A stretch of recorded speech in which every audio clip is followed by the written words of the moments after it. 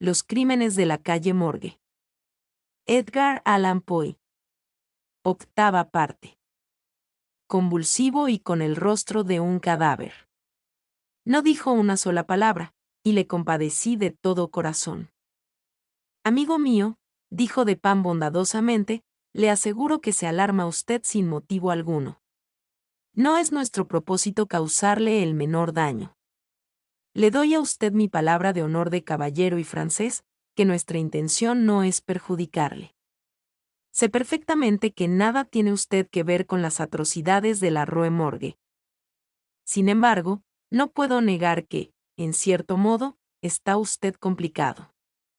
Por cuanto le digo, comprenderá usted perfectamente que, con respecto a este punto, poseo excelentes medios de información, medios en los cuales no hubiera usted pensado jamás. El caso está ya claro para nosotros. Nada ha hecho usted que haya podido evitar. Naturalmente, nada que lo haga a usted culpable.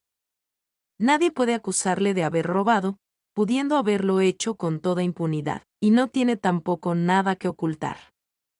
También carece de motivos para hacerlo. Además, por todos los principios del honor, está usted obligado a confesar cuanto sepa. Se ha encarcelado a un inocente a quien se acusa de un crimen cuyo autor solamente usted puede señalar. Cuando Dupin hubo pronunciado estas palabras, ya el marinero había recobrado un poco su presencia de ánimo. Pero toda su arrogancia había desaparecido. «¡Que Dios me ampare!», exclamó después de una breve pausa. «Le diré cuanto sepa sobre el asunto, pero estoy seguro de que no creerá usted ni la mitad siquiera. Estaría loco si lo creyera. Sin embargo, soy inocente, y aunque me cueste la vida le hablaré con franqueza». En resumen, fue esto lo que nos contó. Había hecho recientemente un viaje al archipiélago Índico. Él formaba parte de un grupo que desembarcó en Borneo y pasó al interior para una excursión de placer. Entre él y un compañero suyo habían dado captura al orangután. Su compañero murió, y el animal quedó de su exclusiva pertenencia.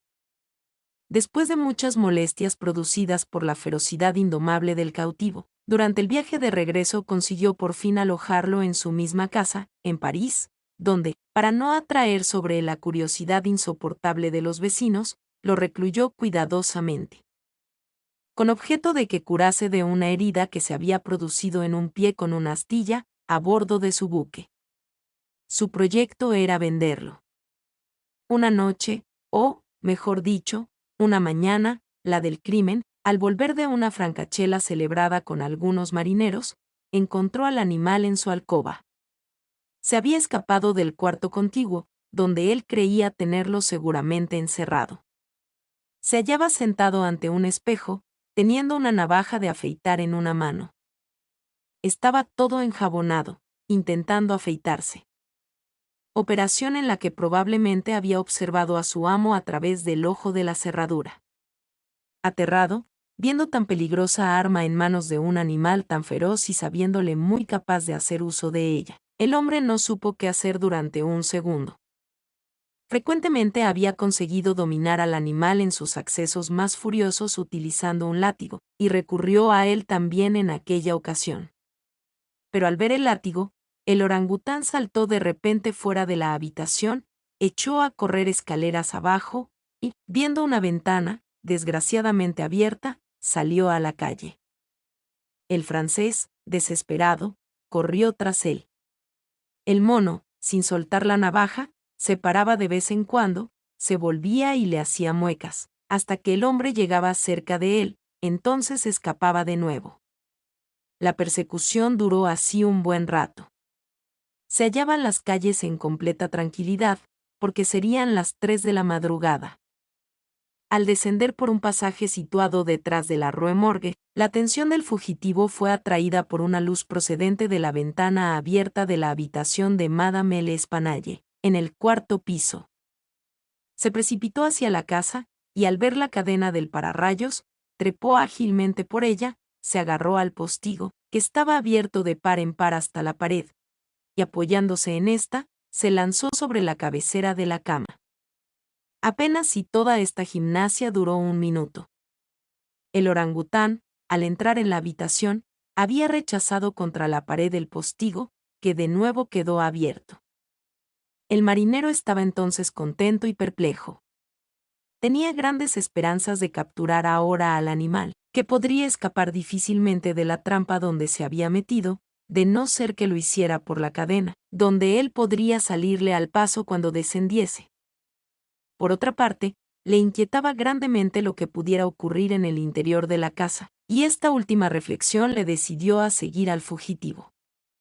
Para un marinero no es difícil trepar por una cadena de pararrayos. Pero una vez hubo llegado a la altura de la ventana, cerrada entonces, se vio en la imposibilidad de alcanzarla. Todo lo que pudo hacer fue dirigir una rápida ojeada al interior de la habitación. Lo que vio le sobrecogió de tal modo de terror que estuvo a punto de caer. Fue entonces cuando se oyeron los terribles gritos que despertaron, en el silencio. Noche, al vecindario de la Rue Morgue. Madame L'Espanaye y su hija, vestidas con sus camisones, estaban, según parece, arreglando algunos papeles en el cofre de hierro ya mencionado, que había sido llevado al centro de la habitación. Estaba abierto, y esparcido su contenido por el suelo. Sin duda, las víctimas se hallaban de espaldas a la ventana, y, a juzgar por el tiempo que transcurrió entre la llegada del animal y los gritos, es probable que no se dieran cuenta inmediatamente de su presencia. El golpe del postigo debió de ser verosímilmente atribuido al viento. Cuando el marinero miró al interior, el terrible animal había asido a Madame L'Espanaye por los cabellos, que, en aquel instante, tenía sueltos, por estarse peinando, y movía la navaja ante su rostro imitando los ademanes de un barbero. La hija yacía inmóvil en el suelo, desvanecida. Los gritos y los esfuerzos de la anciana, durante los cuales estuvo arrancando el cabello de su cabeza, tuvieron el efecto de cambiar los probables propósitos pacíficos del orangután en pura cólera. Con un decidido movimiento de su hercúleo brazo le separó casi la cabeza del tronco. A la vista de la sangre, su ira se convirtió en frenesí. Con los dientes apretados y despidiendo llamas por los ojos, se lanzó sobre el cuerpo de la hija y clavó sus terribles garras en su garganta, sin soltarla hasta que expiró. Sus extraviadas y feroces miradas se fijaron entonces en la cabecera del lecho, sobre la cual la cara de su amo, rígida por el horror, apenas sí se distinguía en la oscuridad. La furia de la bestia, que recordaba todavía el terrible látigo, se convirtió instantáneamente en miedo. Comprendiendo que lo que había hecho le hacía acreedor de un castigo, pareció deseoso de ocultar su sangrienta acción. Con la angustia de su agitación y nerviosismo, comenzó a dar saltos por la alcoba, derribando y destrozando los muebles con sus movimientos y levantando los colchones del lecho. Por fin, se apoderó del cuerpo de la joven y a empujones lo introdujo por la chimenea en la posición en que fue encontrado. Inmediatamente después se lanzó sobre el de la madre y lo precipitó de cabeza por la ventana. Al ver que el mono se acercaba a la ventana con su mutilado fardo, el marinero retrocedió horrorizado hacia la cadena y, más que agarrándose, dejándose deslizar por ella, se fue inmediata y precipitadamente a su casa, con el temor de las consecuencias de aquella horrible carnicería, y abandonando gustosamente, tal fue su espanto, toda preocupación por lo que pudiera sucederle al orangután. Así, pues, las voces oídas por la gente que subía las escaleras fueron sus exclamaciones de horror, mezcladas con los diabólicos parloteos del animal. Poco me queda que añadir. Antes del amanecer, el orangután debió de huir de la alcoba, utilizando la cadena del pararrayos. Maquinalmente cerraría la ventana al pasar por ella. Tiempo más tarde fue capturado por su dueño, quien lo vendió por una fuerte suma para el jardín de Esplantes. Después de haber contado cuanto sabíamos, añadiendo algunos comentarios por parte del prefecto de policía, Le Bon fue puesto inmediatamente en libertad. El funcionario, por muy inclinado que estuviera en favor de mi amigo, no podía disimular de modo alguno su mal humor, viendo el giro que el asunto había tomado, y se permitió una o dos frases sarcásticas con respecto a la corrección de las personas que se mezclaban en las funciones que a él le correspondían. Déjele que diga lo que quiera, me dijo luego de Pan, que no creía oportuno contestar. Déjele que hable. Así aligerará su conciencia. Por lo que a mí respecta, estoy contento de haberle vencido en su propio terreno. No obstante, el no haber acertado la solución de este misterio no es tan extraño como él supone, porque, realmente, nuestro amigo el prefecto es lo suficientemente agudo para pensar sobre ello con profundidad. Pero su ciencia carece de base. Todo él es cabeza, más sin cuerpo, como las pinturas de la diosa Leverne, o, por mejor decir, todo cabeza y espalda, como el bacalao. Sin embargo, es una buena persona. Le aprecio particularmente por un rasgo magistral de hipocresía, al cual debe su reputación de hombre de talento.